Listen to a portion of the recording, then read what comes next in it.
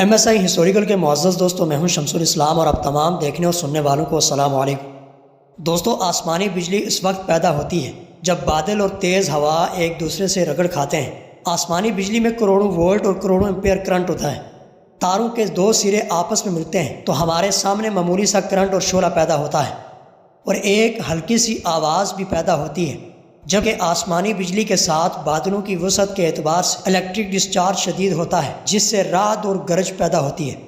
پیارے دوستوں، برق جو شاید بعض کی نگاہ میں عالم طبیعت کی شوخی ہے، موجودہ سائنسی انکشافات سے ثابت ہوا ہے کہ اس کے بہت سے فوائد ہیں۔ مختصراً ان کا ذکر کرتے ہیں۔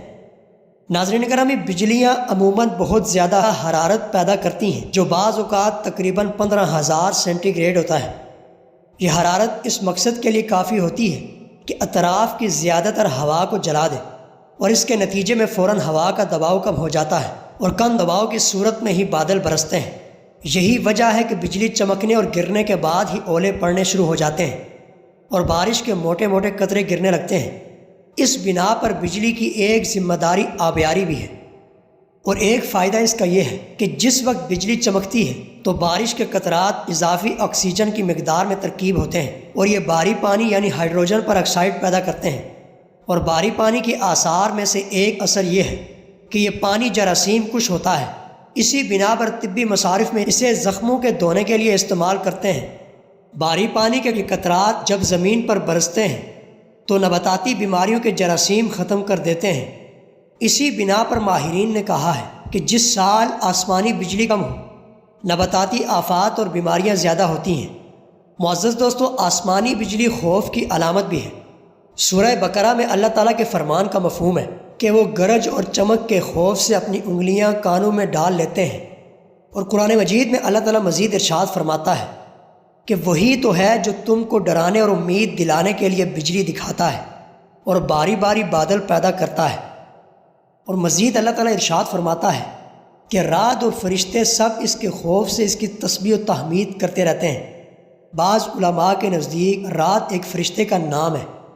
ناظرین گرامی، حضرت عبداللہ بن زبیر رضی اللہ عنہ گرج اور کڑک کی آواز سن کر باتیں چھوڑ دیتے تھے اور فرماتے تھے کہ اس آواز میں زمین والوں کے لیے عبرت ہے۔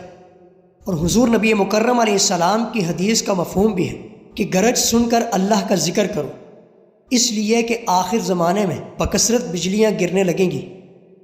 اسی طرح ایک یہودی حضور علیہ السلام کی بارگاہ میں آیا اور اللہ کی شان میں گستاخی کرتے ہوئے کہنے لگا کہ کیا اللہ تانبے کا ہے یا موتی کا ہے یا یاقوت کا ہے؟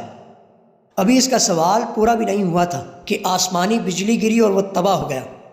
پیارے دوستو، گرج اور چمک اللہ تعالیٰ نے صرف ڈرانے کے لیے نہیں رکھی بلکہ امید دلانے کے لیے بھی رکھی ہے۔ زلزلے اور آسمانی بجلیاں اور طوفان صرف ڈرانے کے لیے نہیں ہیں بلکہ گمراہ لوگوں کو ہدایت پر لانے کے لیے بھی ہیں، اور جو مسلمان عمل میں سستی کا شکار ہیں انہیں راہ راست پر لانے کے لیے بھی ہیں۔ اللہ کریم ہم سب کو زمینی اور آسمانی آفات و بلیات سے محفوظ فرمائے، آمین یا رب العالمین۔ دوستو، اگر آپ کو یہ ویڈیو پسند آئی ہے اس کو لائک اور شیئر کر دیں، اور کامنٹ سیکشن میں اپنی رائے کا اظہار ضرور کیجیے گا، اور MSI ہسٹوریکل کو سبسکرائب کرنا مت بھولیے گا۔